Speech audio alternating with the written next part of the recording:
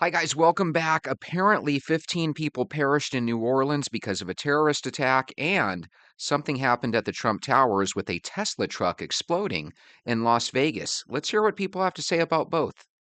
A man made a decision at 3:45, 4 o'clock in the morning to take his pickup truck as an act of terrorism and barrel into a crowd of people That is celebrating awful. the new year. It is noted that 10 people have already lost their lives. I believe that number's up to 15 now, but don't quote me. I've heard both numbers still, but the latest I heard was that's been upped to 15. With many others injured. The man got out of his car with a weapon. Police have taken him down as he has lost his life as well. When you wake up this morning and you're intact and your family members are all with you and you're surrounded by loved ones, think about these people that are going to start day one of 2025 going into mourning for the new year. It's awful. So what he says is so important. When you're seeing your family members at Thanksgiving, at Christmas, at New Year's, at birthdays, hug them and kiss them. Let them know how much you love them, because we all know life is just too short. New Year's, 4th of July, Christmas, Thanksgiving, I don't go out. I stay my black ass in the house because you people are crazy.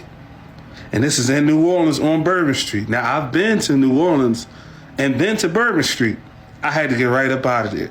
I had a whole anxiety attack on Bourbon Street.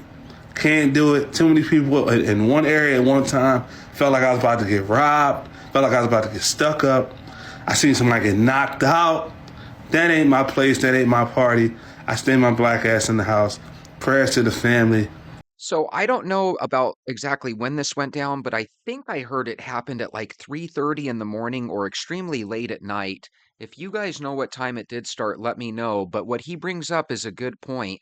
I was always told that between the hours of midnight and 4 a.m., absolutely nothing good happens. So it might be best to be inside at those hours, definitely. The FBI is currently searching the home of the suspect in the New Orleans terror attack this morning. Good. They are looking for any other evidence or plans that can lead to any other targets that they would have had. Specifically, in the next couple of months, we have a bunch of high-profile events. The Sugar Bowl was supposed to be today. That has been postponed. You have the Super Bowl, then you have Mardi Gras, then you have Jazz Fest, which are all in very short succession. They are all in the first couple of months of the year. And always bring in a lot of traffic. So there are a lot of areas with a lot of people that are and could be potential targets for a major attack on U.S. soil. You knew it was big when they postponed the Sugar Bowl because think about it, a lot of people are flying into New Orleans specifically for this bowl matchup with the intent to go home immediately after, and now they're going to be staying an extra day, which I'm sure they'll all still stay, but you know it's important. You know it's difficult to postpone those type of things. So just the fact that they did shows you very important. There's probably other, you know how they're constantly getting tips. They might be getting tips that there's more stuff ahead their way. Okay, this is really important because this person, Sarah Adams, actually saw this stuff coming. And if what she says is true, it sounds like there's going to be a lot more of this stuff coming. Check this out. If I remember correctly, Scott told me that Al Qaeda is basically predicting that the casualty count will be between 50 and 60,000 Americans dead. Am I wrong on that? So I don't know the count that they're predicting. What I do know is Al Qaeda trained and sent 1,000 attackers. 1,000 attackers. When did they come through? So they finished training and they deployed them. Now, depending on how they come through, it could take different times, right? So the fastest I've seen an Afghan leave Afghanistan and get over the border illegally is about 3 weeks. So it depends because they are fine getting people in however they can get them in. And they actually prefer legal immigration, as you can imagine, because they want basically the attackers to sit here and wait. If they're legal, they're not going to raise any alarm bells. So wait a minute. I just want to clarify. You are 100% certain that there are 1,000 plus Al-Qaeda trained fighters within the United States borders? Well, first off, I think there's more than 1,000 Al-Qaeda members in the United States. But for the Homeland attack, that number is based on what Al-Qaeda is saying, so they could exaggerate it. However, they did have about 1,400 in the Hamas attack, so the number is not off from what they did in the first round of attacks. How old is this information?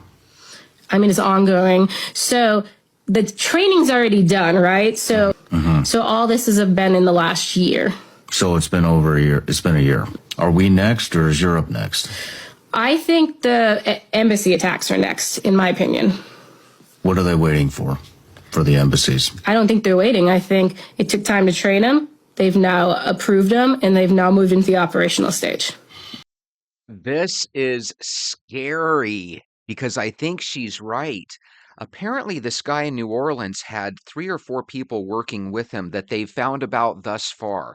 They found that there were 3 men and a woman that apparently in this same area of the French Quarter were putting explosives up. Luckily, they caught this on camera and they're searching for more people and more associates, right? But it sounds to me like they might be finding a lot more, and there's probably going to be some more bad stuff happening, so be careful. The suspect responsible for the devastating New Orleans attack overnight has been identified as a 42-year-old man by the name of Shamsud Din Jabbar. According to NOLA News and other reports, he was carrying an ISIS flag and dressed in military gear. Other reports suggest that he was a Texas resident. There's no evidence that he came across the border or was an undocumented migrant. I wouldn't even be surprised if they end up delaying the game another day or two, or maybe even till next weekend, because they're going to probably want to do their due diligence and not send people into a situation where they might be being attacked. Last night, we Okay, so this person speaking is Ann Kirkpatrick. She's part of the New Orleans Police Superintendent, so she's part of the police department. had over 300 officers out here. And because of the intentional mindset of this perpetrator who went around our barricades in order to conduct this, he was hell-bent on creating the carnage and the damage that he did. We had this event started at about 3:15. It did involve a man driving a pickup truck down Bourbon Street at a very fast pace, and it was very intentional behavior. So here's what's scary. I'm sure you guys have started to catch on to the videos of this crime when it happened. And the way the man runs into onto the sidewalk and starts hitting the people like bowling pins, it looked really creepy because he actually hit the accelerator. And again, it's not like it's a sidewalk with a couple of people. It was nothing but people. It was crazy. Okay, so this guy, Brandon Biggs, I believe is his name, but I could even be wrong on that. But when I heard this, it freaked me out. He actually, guys, predicted this New Orleans attack just about a month and a half ago in October, or maybe closer to 2 months ago. I'm praying in my heavenly language. It's the gift of God, and it's been given to me according to Acts chapter 2. And I believe with all my heart you have the gift inside of you. You just got to believe and receive it. So I'm going to pray in the Spirit, and you pray with me if you know how. So now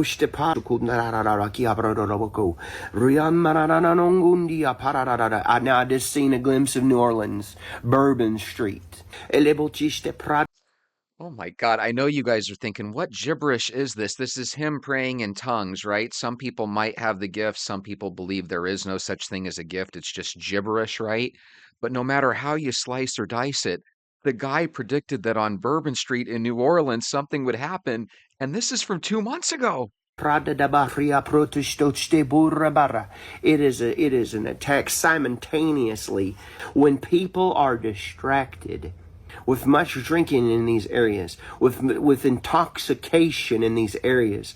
On these streets that I'm seeing, there's people that are very intoxicated. Their senses are not alerted for what's happening. And these areas are picked. The bars. So let's say he's getting some messages and he's trying to make sense of it from his human eyes and his human capabilities. Maybe he had a dream, maybe he gets visions, maybe words pop into his head. No matter how you slice or dice it, he saw something happen to New Orleans, to Louisiana, and all of a sudden here we are 60 days later and something nasty has happened. And I have a feeling if some of these people would have been focusing on the vehicles rather than on one another, they might have been able to see him turning their direction last second. Okay, this is one that I wanted to show you guys because it says these hydraulic still barriers were installed on Bourbon Street in New Orleans. And apparently these things are always up, but for whatever reason, they were down right now. They're supposed to be raised between 5 p.m. and 5 a.m. And if they would have been raised, this would not have happened. But it says that the person in charge never raised them. And oh, by the way, the white truck drove through it at around 3:15 a.m. So once again, nothing good is happening at 3 a.m. These barriers were supposed to be up until 5 a.m., but they weren't, and the person in charge never raised them. The scary thing with criminals is they find out these little flaws and they exploit them. Okay, here's the man of the hour. Shamsuddin Jabbar, property manager with Blue Metal Properties and team lead at the Midas Group at Core Realty. I just want to say hello and let you know a little bit about me. So I'm born and raised in Beaumont, Texas, and now live in Houston. And I've been here all my life, with the exception of traveling for the military, where I spent 10 years as a human resources specialist and IT specialist, where I learned the meaning of great service and what it means to be responsive and take everything seriously, dotting I's and crossing T's to make sure that things go off without a hitch. Wow, this is freaky. He's basically saying that when it comes to doing his thing, he's a professional. And even if he chooses to do something that's not so good in the world, it might even be seen as evil by many of us. It sounds like he takes it extremely seriously. Here's the crazy thing. When you listen to his voice, he doesn't sound like some crazy guy that you would think anything of. He doesn't make me raise one red flag. Would he cause you to raise a red flag? If you could see Canal Street, that's where the white truck with that terrorist was inside of it. He was going very slow until he got to the police car with the barrier. And you can visibly see people there. He went extremely fast, made a right-hand turn, and everyone starts screaming. And then he sort of disappears out of the security cameras and heads straight on down Bourbon Street, creating as much carnage as he possibly could. He drove for 3 blocks until his truck crashed, immediately got out of his truck, started shooting into the crowd and shooting at 3 police officers. And those 3 police officers were the bravest I have ever seen. 2 of them got hit, but they eliminated the threat. He didn't just want to shoot and run people over. No, he wanted to create as much carnage as he could. Investigators do believe that this guy did not work alone. Shamsuddin Jabbar's family has been getting talked to by authorities, and they have nothing but nice things to say about the guy, which is completely odd. Apparently, he's been married twice, both ended in divorce, he has children, and the family are just completely shocked at what happened. So this is crazy, no doubt about it.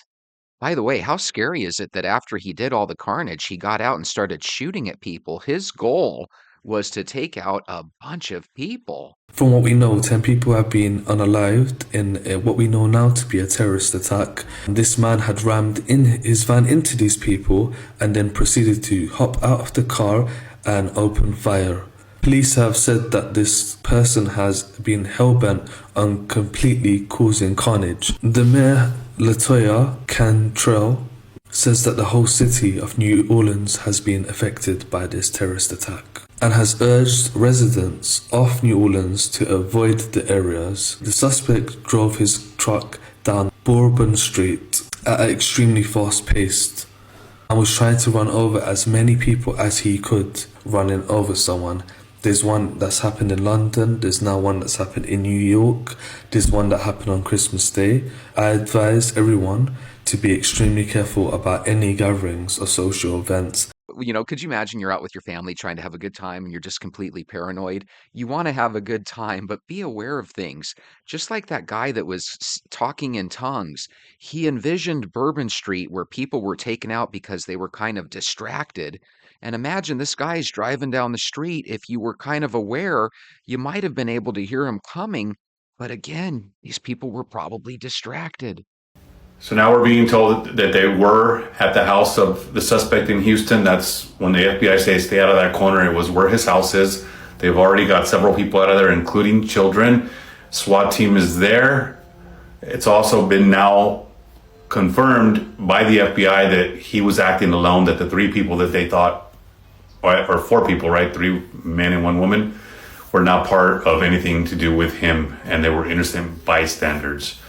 Okay, so maybe he's talking about what I was saying earlier. I was under the impression that they had on video 3 men and 1 woman laying down explosives in the area.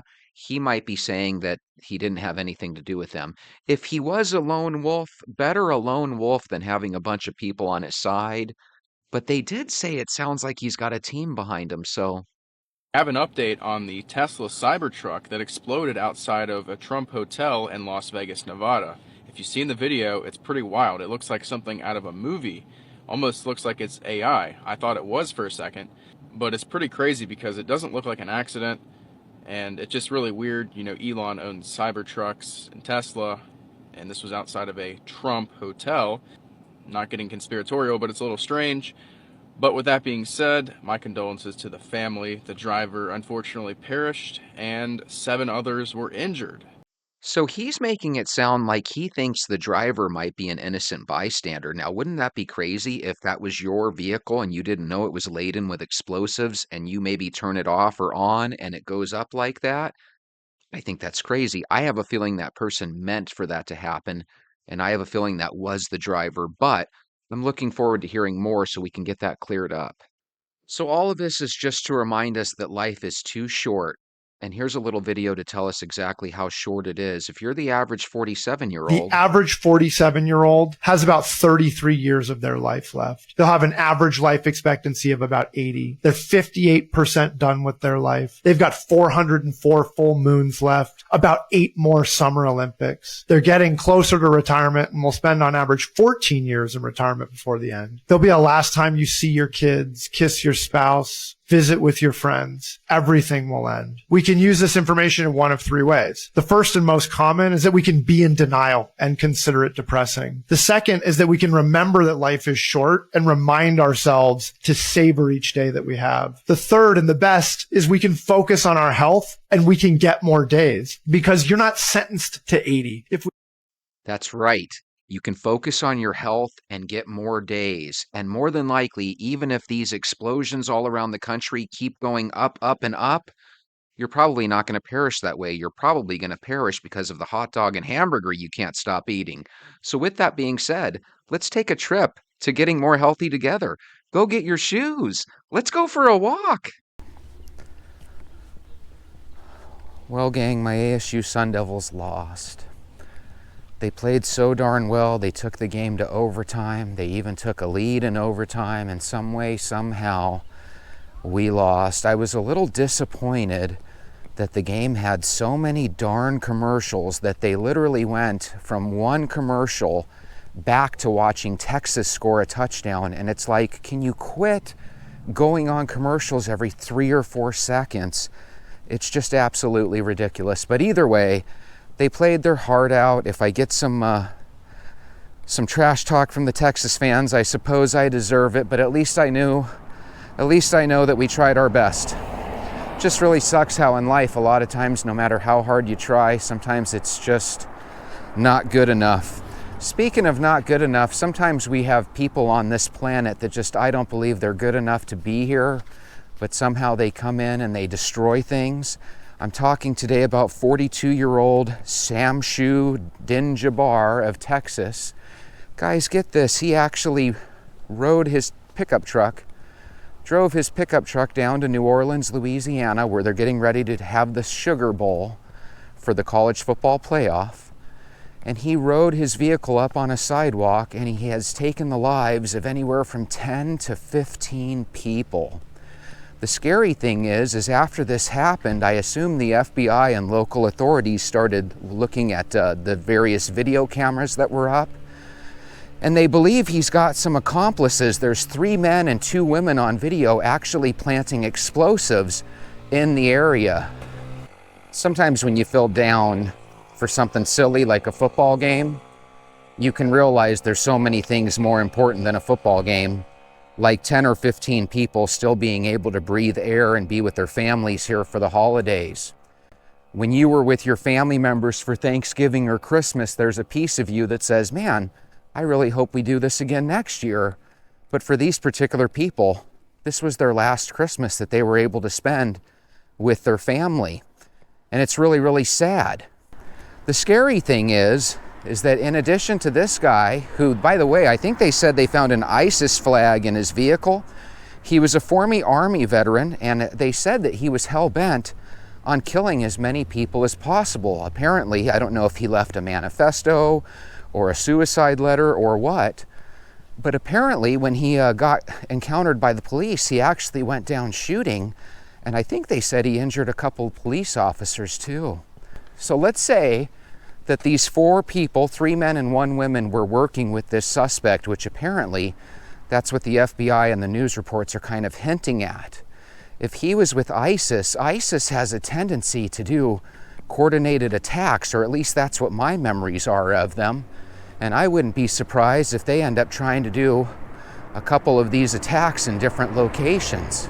Now, hopefully I'm wrong, and hopefully it was just these people, but still, it's kind of scary to know that 5 people were plotting to hurt as many Americans as they possibly could. By the way, I caught a little bit of the video footage, and it just looks awful. You can literally see as people are plowed over like bowling pins. And then I saw another news outlet where they kind of blurred the bodies, and you could see different people's bodies in the street.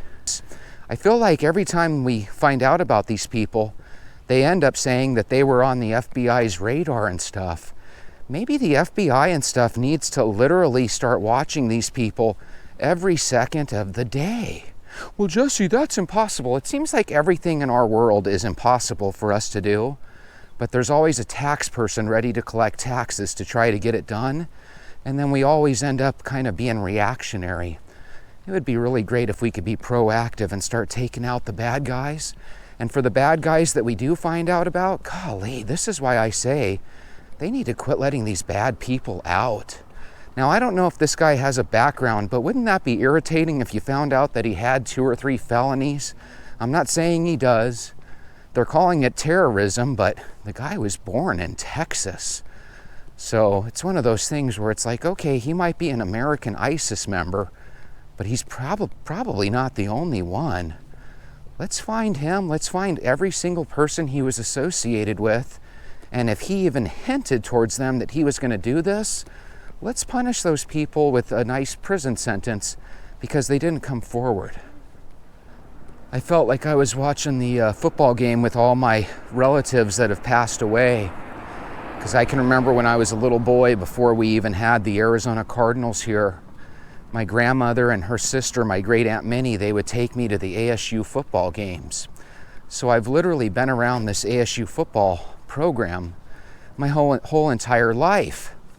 And if they won all the time, I think this would just be one of those, like, regular old heartbreakers that happens. But because we don't win all the time, when we do have these seasons like this, it's just really easy for a person like me to get really invested in it, So again, so many of us go through these little heartaches. And by the way, I think if anyone's toughest part of their year is that their college football team didn't win, that's not exactly that big of a deal. And I'll be over this in the upcoming days. But it's one of those things where they took me on a ride emotionally, started really liking the football team. And I'm really hurting just because I know they're probably hurting too.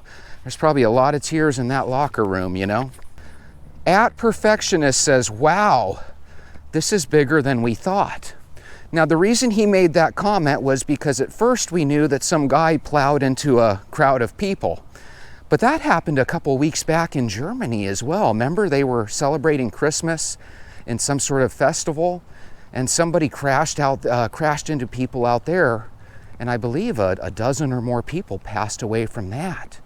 And it looks like similar numbers are going to happen here. So that is kind of crazy. What he means by this is bigger than we thought, though, is just the fact that the FBI has footage of 3 men and a woman planting explosives in the area. It always makes you wonder, if we have all these cameras everywhere, wouldn't it be nice if we could actually catch these people in advance every now and then? It's like, what's the point of having a camera if nobody ever does anything about it? And if you say, well, those cameras are for the businesses, are you telling me that the city itself can't just put up some cameras just to kind of keep an eye on things? Seems to me like if we had a couple more cameras up, it might be better. If we always have to rely on the people that own shops in the area, that seems a little iffy to me. But what do you guys think too? Do you guys think this is even bigger than this thing that we're thinking? In other words, is it even more than 3 men and a woman and this guy driving? Do you think there could be a couple of cells mirroring them in other cities and states around the country? If so, please let me know. Money Man Fernando says, we live in a sick society. We really do. We really do.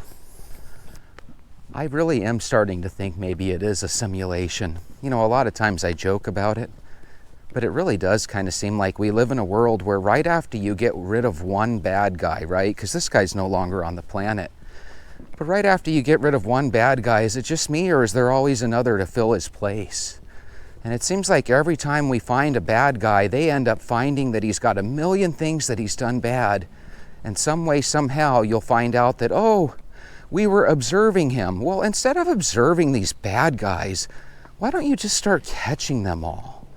They always say, well, we want to observe them so we can wrap a net around their whole network. Well, once you get 10, 15 people, why don't you just start making it where their network never grows? Just seems to me like they're going to end up finding out that they knew a lot about this guy. And a lot of people aren't even going to ask, why didn't they do something in advance? Because the media never leads us to that. It's always YouTubers. Artificial Idiot says, millions of random people flooded into the country. What could go wrong? I don't understand why we can't get everybody to just agree that the only way people should be coming in our country is through a legal route. We let all these people in. Now we have President Trump, and he says he wants to deport every single one of them. And instead of us all collectively saying, you know what, he's right, let's do it, we have people in there that are literally fighting it tooth and nail. So you have this situation where it's like every time people do bad, you have a whole network of people that are willing to fight for the wrong reason and for the bad people. And it just drives you nuts. I mean, seriously, we have let millions upon millions of people into our backyard, and then we wonder why this stuff happens to us. And don't get me wrong, this guy was born in Texas, so I guess it's not even a good argument for this particular guy. But the reality is, every day on the news, we're hearing about somebody that doesn't belong in this country doing these horrible things to citizens of our country.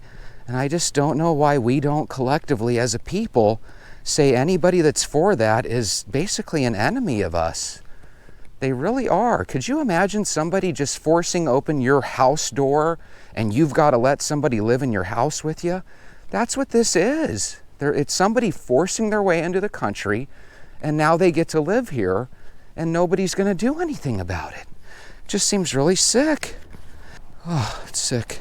What's really scary is I don't even think it's Republicans versus Democrats. I think deep down it's some sort of uniparty. I think we're not being told the full story. I think we've got potentially some sort of population bomb that's going to go off where we've got too many old people, not enough babies and stuff. And maybe they don't want to tell us how bad that is, so maybe they're just letting people flood through. It just seems like there's got to be some good reason for them doing this. And it's really easy to get convoluted because, again, this is a guy from Texas. These 3 men and the woman that were doing explosives, they might have had ISIS flags, but again, they might be Texans too. And we know Texans are very patriotic. It's not like Texas let us down here. It's just, my God, we've got these people that are brainwashed into thinking that they want to be a part of ISIS. And I bet the FBI has known about it for years, and instead of stepping in and doing something, we never can do anything about it. Well, Jesse, there's laws, and you don't want to have the government where they can just do whatever they want. Tom7471 says, it is clear that the city of New Orleans did a terrible job with their pre-event security, because remember, it's the Sugar Bowl. They should be ashamed and perhaps liable in a massive lawsuit. God, is it just me, or is it every time anything happens to everybody, somebody has to be sued for hundreds of millions of dollars? Hey, this was their negligence. Why don't we stop the negligence? Why don't we get people in charge that can be proactive instead of reactive? I don't know if you guys heard, but they're starting to say that normally they have these barricades up, and for some reason they had to take the barricades down from the previous Super Bowl that they had. Yada, yada, yada, yada. I have a feeling that this bad guy would have found a way to hurt people regardless. But it does seem weird how countries and states always get all this tax money up and all this revenue from Super Bowls and stuff. And then it's like it comes with a built-in excuse every time. Well, we couldn't do this for this reason. Well, every time you have an excuse in there and you don't do something, the bad guys find out about it and they exploit it. God, I have a funny feeling that this guy that did this, there's probably dozens of him all around the country. The FBI and the authorities know about it. They're just waiting for him to do something bad so they can arrest him. It's like, how about if you're actually even talking with a terrorist organization or even pretending to be affiliated with a terrorist organization? It ought to just be something where people can arrest you for it. Jesse, that's not fair. I guess not. I feel like the way the laws work now is you have to wait till somebody's victimized or till people lose their lives, and then you get a lot of apologies from the FBI and the CIA and the local law enforcement, and then a couple months later it happens again elsewhere. God damn those referees. The ASU game, damn it. Sons of bitches. It was a targeting hit. Fourth quarter, they go down, they catch the ball, their defensive safety hit our player right in the face. It's supposed to be targeting, damn it. We got robbed. Jesse, don't blame it on the refs. Be stronger. We got robbed. Those sons of bitches. I think deep down, because everybody always complains that, oh, ASU ain't worth a shit, I think they didn't want ASU to go further. They wanted the Cinderella to end so big bad Texas could move on. Damn it. God, this world is such a scam. Could you imagine you lose your life, right? You take your last breath. They unplug you from the video game that you're playing in a completely different world, and you realize that this world was the one you chose the whole time. You and I, we chose a world where you're never going to quite make it to the pinnacle. You're just designed to be one of the background characters forever. Could you imagine that? Nobody else is real other than you, other than me. And this is the way we connect, through video. Jesse, why are you so butthurt? Because I am so butthurt. Okay, Brian H. 5803 says, this was absolutely a terrorist attack. Usually with a terrorist attack, though, you have some sort of foreign entity that you can latch onto and say, those are the bad guys. This is some guy from Texas. He was born and raised in Texas. He was a member of the U.S. military. You know, you have to ask yourself, I thought the military was supposed to be this great place where everybody got along and everything was good, hunky-dory. But apparently they create these people. All right, so imagine you didn't lose a football game. And imagine 10, 15 people didn't lose their lives, right? Let's take it down a scale, yet let's make it something of importance. Let's say you found out that a family member was going to go through a divorce, instead of you picking up a phone and making things worse for people, sometimes it's best to put on your shoes, take a walk, and think things out. In my case, during my walk, I can tell myself, you know what, it's a football game. It's okay to be a little emotionally spent because of the game, but get over it. Tomorrow's going to be a fresh new day. And sometimes what you have to say is, hey, this is my problem. It's not necessarily that your family members are going through a divorce or anything, but hey, this is my problem. It's financial, it's health related, it's relationship related, whatever the case might be. You are not at your best when you're sitting there on the couch eating donuts, moping, okay? You are at your best when you're walking and your blood is flowing and you're getting ideas that kind of come to you a little bit easier when you're walking. It just happens, it really does. And what you need to do is you need to say, hey, this is the particular problem I have. I'm fat, I'm overweight, I'm unhealthy. And we have to make a plan. And sometimes when you're on your walk, you can make that plan. You can say, hey, day one, I'm going to start a walking routine with the Venters. I'm going to walk with them. They're telling me that all I need to do is walk about 30 minutes a day. I'm going to walk each and every day. And then a couple of weeks in, they're telling me that I need to drink a little bit more water and drink a little bit less soda.